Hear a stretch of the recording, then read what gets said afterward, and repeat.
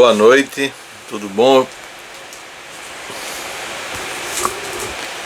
Então, pessoal, tudo bem? Boa noite. Me chegou às mãos o livro de Odilon Nestor,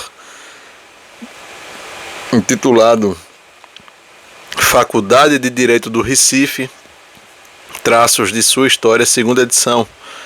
Foi publicado pela Imprensa Industrial, localizada aqui no Recife, em 1930. Rua Visconde de Taparica, 82. O livro foi publicado então na década de 30 aqui no Recife, quase 100 anos atrás.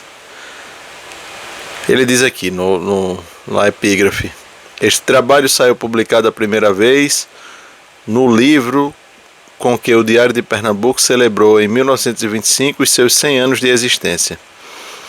Mais tarde ele foi amplificado para a edição especial do O Jornal do Rio, comemorativa do centenário da fundação dos cursos jurídicos no Brasil. Ele aparece novamente revisto e ainda com algum acréscimo na atual publicação. Assim foi a nota inicial do livro. E o livro vai tratar de alguns aspectos interessantes. O que me chamou a atenção aqui foi ele vai falar então do centenário lá da academia, a memória do professor Failante da Câmara, as tradições, uma nova Coimbra, as repúblicas. E aí ele vai traçando essa história da instalação dos cursos jurídicos aqui. Mas na página 25 em diante, ele vai falar da Tugendbund pernambucana, que foi uma sociedade secreta que vicejou na Faculdade de Direito do Recife, que é muito pouco conhecida e estudada. Mas aqui a gente vai introduzir essa história aqui, tá bom? Então vamos lá ver como era essa sociedade secreta, como é que existia, como é que se fazia para entrar nessa sociedade e como é que ela funcionava na Faculdade de Direito do Recife. Ele diz o seguinte: a geração dos puros idealistas viria muito depois. Essa geração de idealistas literários, antes que políticos, e da qual foram as principais figuras: Castro Alves, Tobias, Palhares, Silvio Romero, Araripe Júnior, Franklin Távora, além de outros. São escritores e literatos, filósofos que vieram com a escola do Recife. Ele chamou aqui de geração dos puros idealistas. Silvio Romero é conhecido como folclorista, estudou muito a questão do folclore, também tem uma coletânea sobre a história da literatura no Brasil. Castro Alves todo mundo conhece, o poeta baiano que estudou aqui na Faculdade de Direito. Tobias Barreto, que foi o iniciador da Escola do Recife. Araripe Júnior e Palhares também, autores que escreveram também livros jurídicos e fizeram parte desse aspecto cultural da Faculdade de Direito, que marcou a ponto de chamar de a Escola do Recife. Antes disso, porém, dessa agitação puramente literária, a academia, ao instalar-se no Recife, porque ele diz instalar-se no Recife? Porque inicialmente a Faculdade de Direito foi instalada em Olinda. Ainda tem a sala lá na sala dos Beneditinos, onde foi a primeira sala da Faculdade de Direito. Eu já estive lá, inclusive. Tomou uma feição claramente religiosa, não tanto no ensino, como na parte que tomavam nas cerimônias do culto católico lentes e estudantes, o que, como acima notamos, não se tinha produzido durante a sua permanência em Olinda. Os estudantes, tendo fundado a Irmandade Nossa Senhora do Bom Conselho, a padroeira da academia, fizeram, como refere Pereira da Costa, a trasladação da imagem da Igreja do Hospício da Penha para o convento de São Francisco, em procissão solene e pomposa, a ela tendo assistido os lentes, o diretor e o bispo da diocese. Lembrando que em 2008 pegando essas informações, nós protocolamos um pedido agora esqueço o nome, é a reunião do Conselho da Faculdade de Direito, e fizemos uma doação da imagem Nossa Senhora do Bom Conselho, que está lá na Secretaria da Faculdade de Direito ainda hoje. Pairava no ar o espírito de religião, todos como que estavam dele mais ou menos impregnados. Escreveu o Dr. Brás Florentino a sua proposição contra o casamento civil, e o velho conselheiro Altran ia ajudar a missa, vestido de casaco e trazendo ao pescoço uma larga fita escarlate com a efígie da padroeira, insígnias da confraria acadêmica. Difícil seria explicar talvez o aparecimento desse misticismo na geração nova da academia sem admitir a influência lenta, subtil e irresistível do meio onde se formaram e viveram vários decênios de gerações anteriores. A alma tradicional de Coimbra, revivecida ao sopro espiritualista da vida olindense, seria assim a força misteriosa que fazia ainda irromper fora do seu ambiente as ideias nele nutridas. Como quer que seja, essa demonstração de um só ideal religioso impulsionando ao mesmo tempo alunos e mestres é uma prova, a meu ver, e não a única, de que o espírito de corporação não havia de todo desaparecido, nem começara mesmo a declinar com a mudança da academia para Recife. Neste ponto ainda eu estarei em divergência com a opinião geral, mas duas razões porque dela divijo. Não só por essa manifestação coletiva de um mesmo sentimento religioso, também pelo entusiasmo cívico em que os estudantes e lentes se acharam identificados ao tempo da guerra. Tem-se a certeza de que não estava ainda amortecido na academia do Recife aquele espírito de corporação que animara o curso de Olinda. Era nessa época tão cheio de vibrações patrióticas, que o Dr. Trigo de Loureiro se apresentava ao governo à frente dos seus discípulos, vestindo a farda de voluntário da pátria, disposto a ir bater-se por ela nos charcos do Paraguai. Neste mesmo tempo, agora preste atenção aqui a partir de agora, na leitura. Então ele vai dizer a atmosfera religiosa, essa manifestação coletiva, o sentimento religioso, que estava impregnado na Faculdade de Direito. Agora, vai começar agora a introduzir o tema principal do nosso assunto. Nesse mesmo tempo, organizava os estudantes uma sociedade patriótica secreta, a Tugendbund, é um nome em alemão, Tugend, T-U-G-E-N-T-B-U-N-D,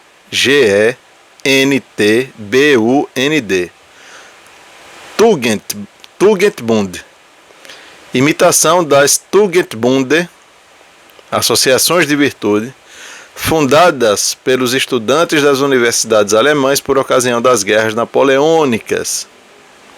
Quem foi que trouxe esse marco para cá, né? Quem foi que fez essa ligação?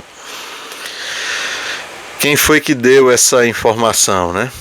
Como se sabe, não eram só os estudantes, também os professores das universidades teutônicas que se alistavam nas fileiras dos combatentes e partiam para a refrega recitando as canções de Arndt, de Koerner ou de Scheckendorf. A Academia do Recife foi uma das primeiras a chamar as armas para a desafronta em honra nacional ultrajada. Não quer dizer que estava associada com essa defesa da pátria, né? Como Kieser, na famosa Universidade de Iena, aqui o nosso antigo professor de Direito Civil entrava também na lista dos voluntários e se lançava com os seus discípulos na onda do entusiasmo geral, entoando igualmente os cantos dos nossos poetas. Castro Alves declamava entre os mais vivos aplausos no Teatro Santa Isabel o seu vibrante himno aos acadêmicos voluntários, e do qual só alguns versos que ficaram na memória de seu amigo e também poeta Regueira Costa nos são hoje conhecidos. A Tugendbund pernambucana tinha um curioso cerimonial, tomado ao rito maçônico e um tanto cabalístico, mas ao mesmo tempo desanuviado por algumas expressões ditas em um latim macarrônico que lhe davam muita graça. Transcrevo aqui esse engraçado cerimonial, tirando um dia o artigo de Failante da Câmara, publicado na Cultura Acadêmica em agosto de 1906, e no qual ele diz dever a gentileza do Dr. Brás Florentino Henriques de Souza o conhecimento do mesmo. Então, Brás Florentino passa para Failante da Câmara e ele publica em 1906 o rito. Abre aspas e começamos agora o rito. No momento em que o irmão terrível aqui é o nome do irmão, viu gente? Dava 3 pancadinhas cabalísticas na porta de entrada, o irmão Grankofta, com os seus altos poderes de venerável, perguntava do interior: quem bate a porta do templo? Então representava-se a seguinte cena de estilo terrível, abre aspas. É um caminheiro perdido nos vastos desertos da vida que procura um oásis verdejante, onde se encontre a benéfica fonte da ciência e da liberdade. Todos, profanação. Dobra-se o sino e dão as 3 pancadas na mesa. Grankofta diz: quem o conduz? Terrível. O irmão terrível. Grankofta. E se ele for um traidor? Terrível. Eu responderei por ele. Grankofta. Entrai. O neófito é introduzido na sala. Grankofta novamente. Quem és? E aí diz o neófito, né? O que quer entrar na sociedade. Ele vai responder: um viajante. Grankofta. Como te chamas? E o neófito diz: homem. Grankofta. É o nome dado por Deus. Qual que te foi dado pelos homens? E o neófito diz o seu nome de batismo, né? Grankofta então vai dizer: de onde vens? E o neófito: do país das trevas. Grankofta. Que deixaste? O neófito: o erro e a mentira. Grankofta. E para onde vais? Neófito: para o país da luz. Grankofta. Que procuras? Neófito: a verdade. Grankofta. Achas-te com força de lutar em sua procura? Neófito: experimenta. Faze as provas que quiseres. Grankofta. Amas a virtude? Neófito: como amo ao próprio Deus. Grankofta. Pois bem, prova da taça da virtude e possa o seu néctar embriagar tua alma e teu coração. O neófito prova então da taça da virtude, que é um punch saboroso. Grankofta. Odeias o vício? Neófito. Como odeio a Satanás. Grankofta. Prova da taça do vício e possa o sabor livrar-te dos seus pérfidos venenos. O neófito prova então da taça do vício, que tem o amargo da quassia e a acidez do vinagre. Grankofta. Queres pertencer a Tugendbund? Neófito. Quero. Grankofta. Não temes? Neófito. Só se teme o mal, e a Tugendbund é o bem. Todos, depois de 3 pancadas simbólicas na mesa. Alfa, ômega. Grankofta. Sabes que ao entrares no recinto deste augusto templo, fazes tacitamente a renúncia do teu eu e a da tua liberdade em nosso proveito e segurança? Neófito. Sei. Grankofta. Sabes a que te obrigas? Neófito. Não. Grankofta. E tens a coragem de te entregares assim em nossas mãos, ignorando os nossos fins e os nossos meios? Neófito. Tenho. Grankofta. E obedecerás cegamente aos mandados do teu chefe? Neófito. Cegamente. Grankofta. Se o venerável Grankofta te ordenar a prática de ação contrária às leis do teu país e contra a moral de tua religião, que farás? Neófito. Obedecerei cegamente. Grankofta. És valoroso. Todos. Alfa, ômega. Grankofta. Se eu te ordenar a desobediência a teus pais, se eu te ordenar que craves um punhal da Tugendbund no coração do teu amigo, dos teus irmãos e mesmo de teus pais, que farás tu? O neófito, aí aqui entre parênteses, o neófito responderia o que quisesse. Se fosse negativamente, o mestre, depois de todos bradarem alfa ômega, far-lhe-ia um elogio. E se respondesse afirmativamente, todos protestariam ao som das marteladas e dos sinos 3 vezes. Todos. Profanação, profanação. Grankofta. Miserável pois tu és capaz de renunciar aos sentimentos justos e honestos que bebeste em tua infância no seio materno, para obter o triunfo precário de uma causa mais precária? Neófito, perdão, venerável, eu não sabia o que dizia.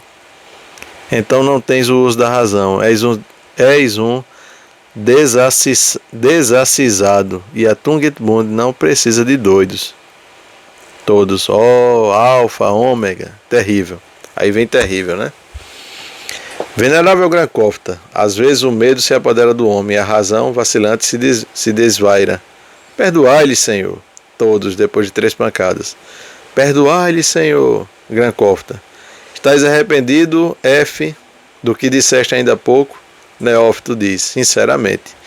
Grankofta, pois bem, em nome de Deus, em nome da pátria, em nome da liberdade, eu te perdoo. Todos, alfa, ômega.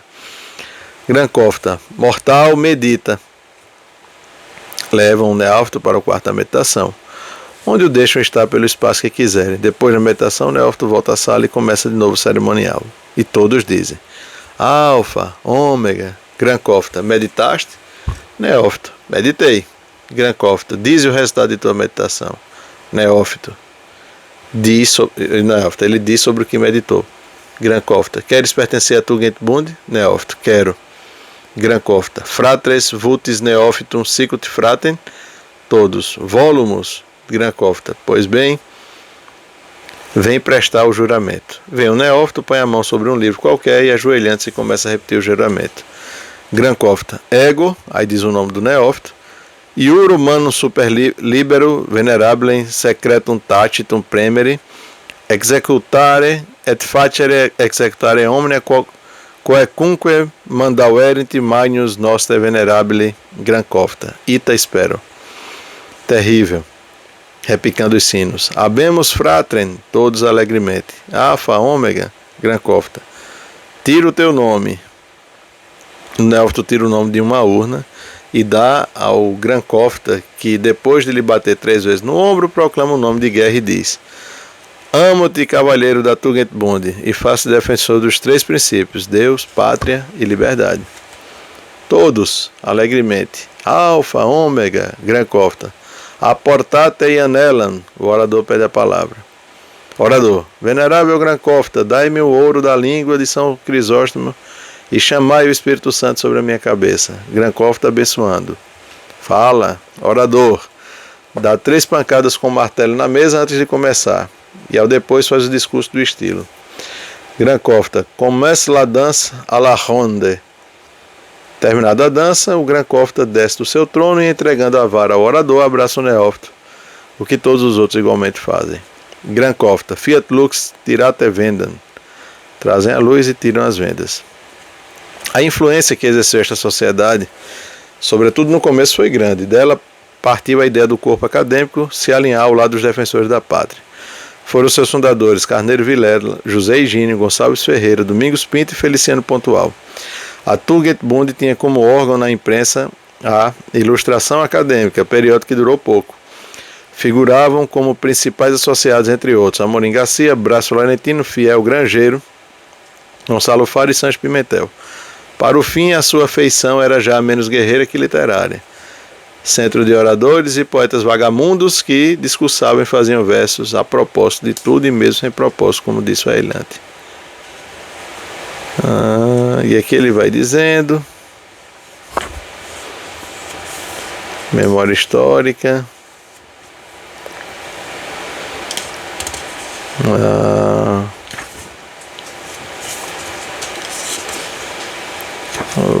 Os estudantes olhando sozinhos, pedindo para retirar de fome.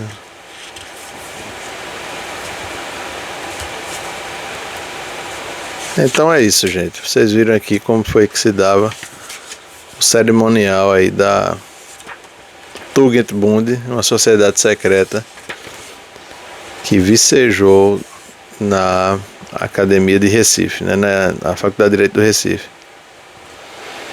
Tá certo? Então é interessante porque fica provado aí como era que se dava a organização secreta de alguns estudantes e professores na Academia de Direito do Recife do final do século XIX, tá bom? Muito obrigado a todos e até mais.